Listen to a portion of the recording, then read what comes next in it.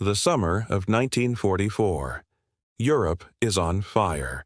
The Allies have landed in Normandy, punching a hole in Hitler's Atlantic Wall. But wars aren't won with just bullets and bayonets. They are won with fuel, food, and ammunition. As General Patton's tanks race across France, a crisis is looming. The supply lines are stretched to the breaking point. The ports are in ruins. The railways are bombed, and the armies are running on fumes. The entire liberation of Europe is about to grind to a halt. Out of this desperation, an audacious plan is born.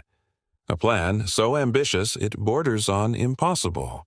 A non-stop, 24/7 truck convoy, stretching for hundreds of miles, tasked with a single mission: keep the armies moving.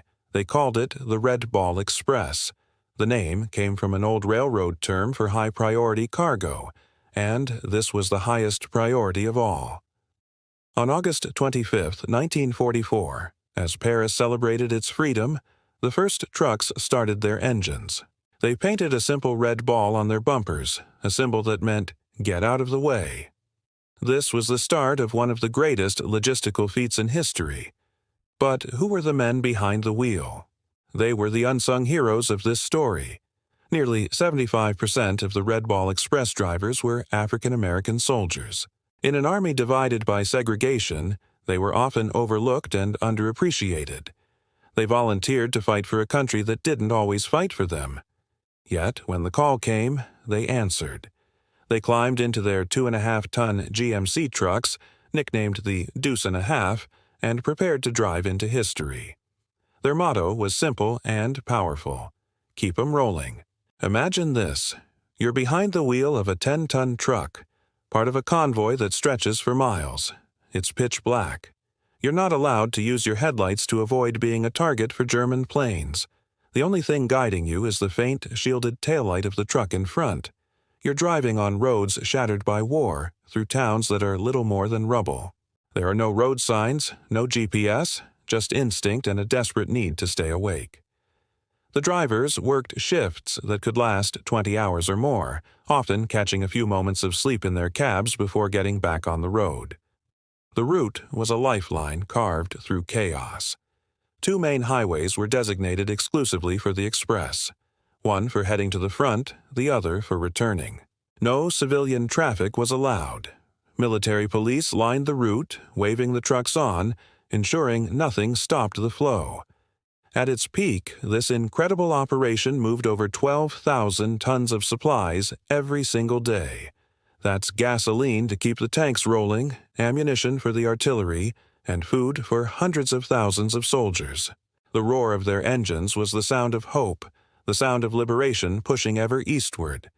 Private Johnny Stevens, a 19-year-old from Georgia, was one of these drivers. Before the war, he'd never even left his hometown.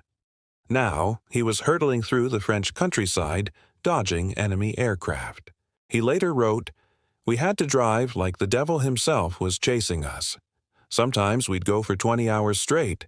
If we stopped, the boys at the front wouldn't eat." They faced racism and doubt from some of their own officers, but on the road, none of that mattered. All that mattered was the mission. They sang songs and told stories to keep their eyes open, earning nicknames for their convoys like the Hell Drivers and the Thunder Road. The Germans knew how vital the Red Ball Express was. They did everything they could to stop it. Luftwaffe fighters strafed the convoys from the sky.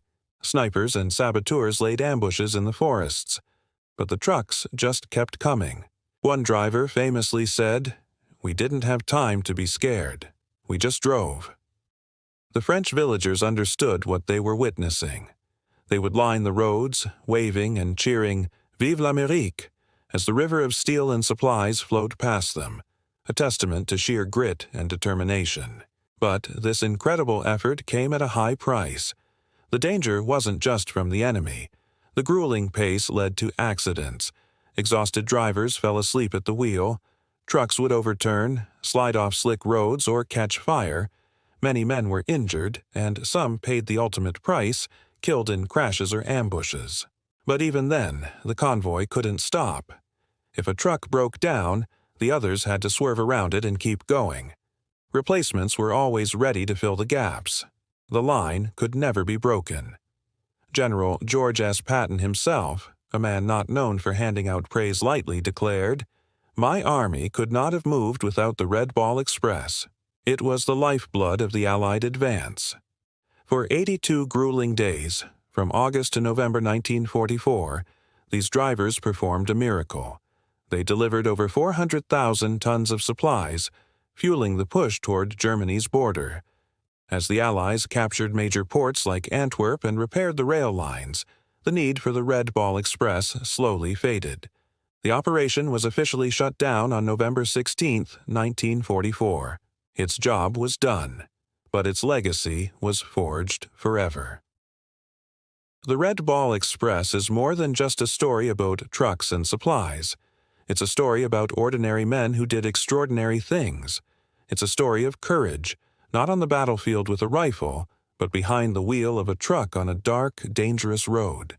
These drivers, many of whom were denied full rights at home, proved that dedication and bravery know no color.